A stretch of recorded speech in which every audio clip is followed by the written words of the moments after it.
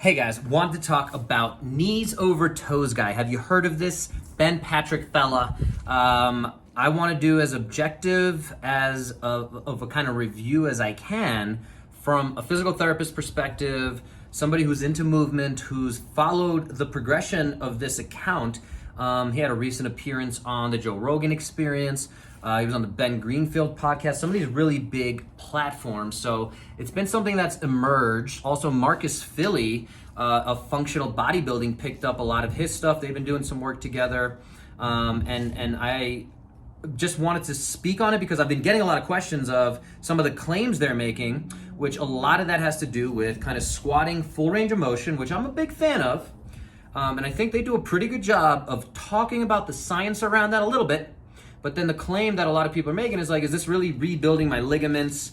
Is it really bringing new blood flow to things?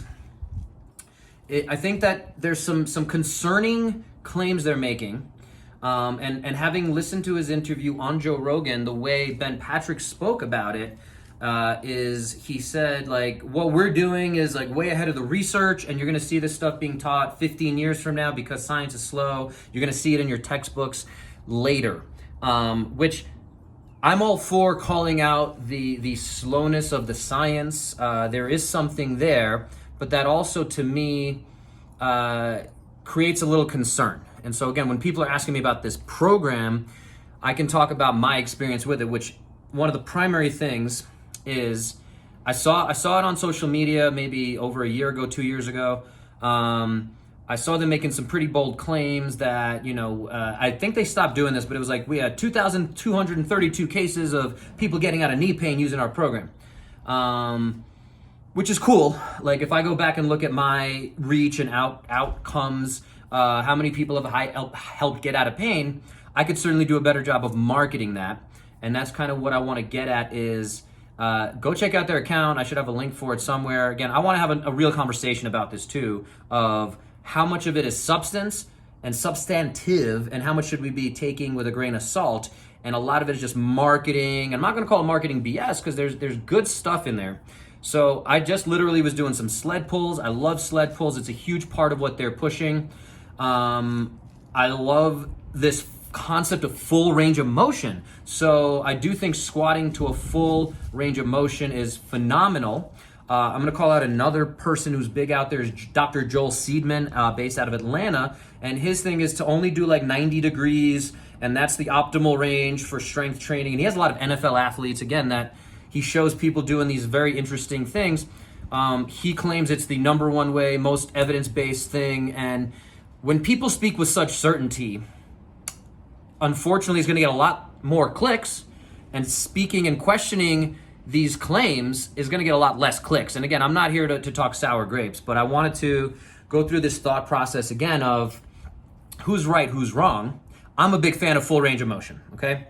I think that the research, if we're not training in this final range of motion, if we're not working through a full range of motion all the way as far as your body will take you, you're missing out on a lot of joint health, joint integrity, and aspects of, again, longevity that we should really be paying attention to, that can help us avoid, for the majority of humans, avoid a lot of surgeries, arthritis and figuring out balance issues in terms of if you have an imbalance left to right.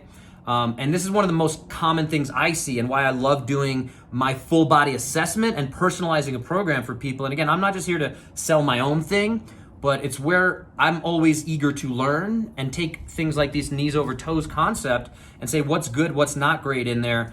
So I want to call out Ben Patrick here now, and again, on my small platform, and I'd love to have him on my podcast.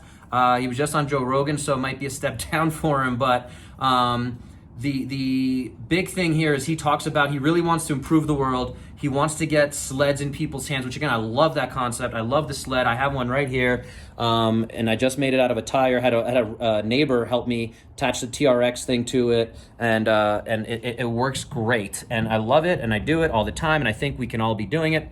But I just think there's a disconnect of the concept where, again, he's talking about we have 2,232 whatever people healed by my knee thing. And again, my experience is I ended up with a few people who found me online who said, hey, I tried this thing and I had a meniscus tear diagnosed by MRI, and I tried their program and it actually made my knee worse.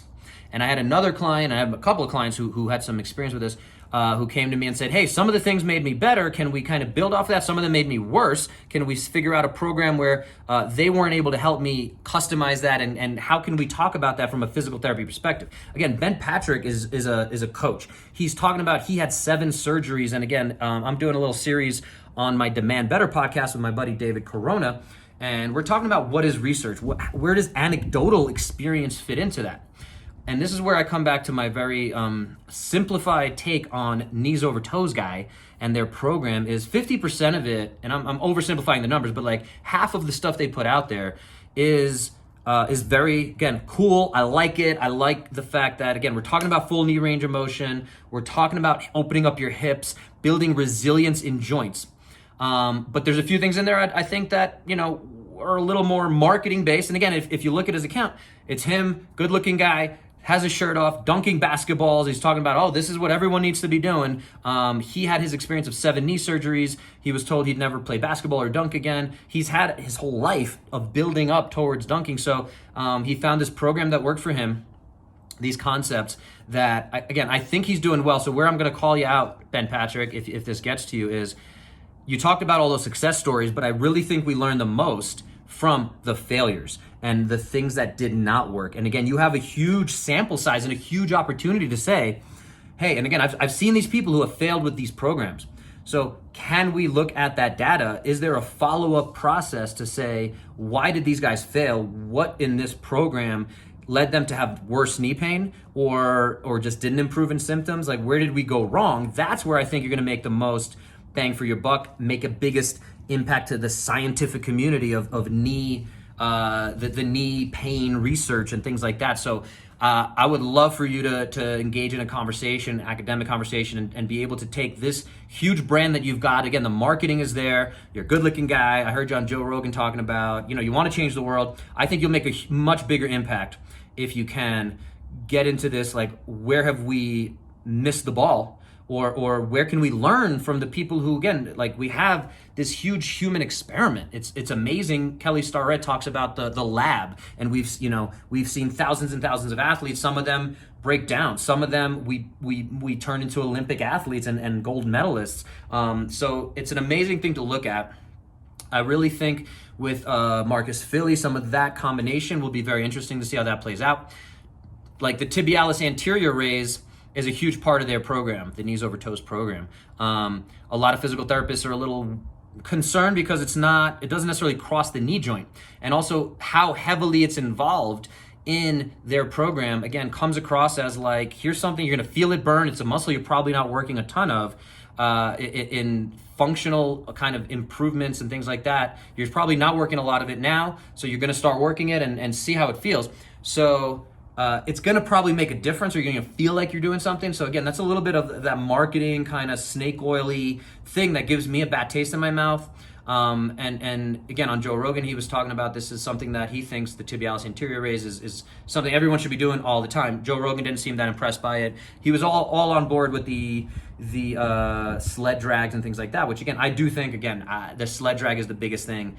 I hope it does get picked up in his this whole marketing and growth of their brand does bring sleds into the ether. And at the end of the day, Dan John, one of the best strength coaches in the history of the concept of strength coaches, he talks about carries and pulling, things like that. So that stuff has been there, and I'm glad that, again, it's making its way more into the mainstream. And I do hope that there's some good stuff that comes out of that. Another one I wanted to throw out there about is the QL raises.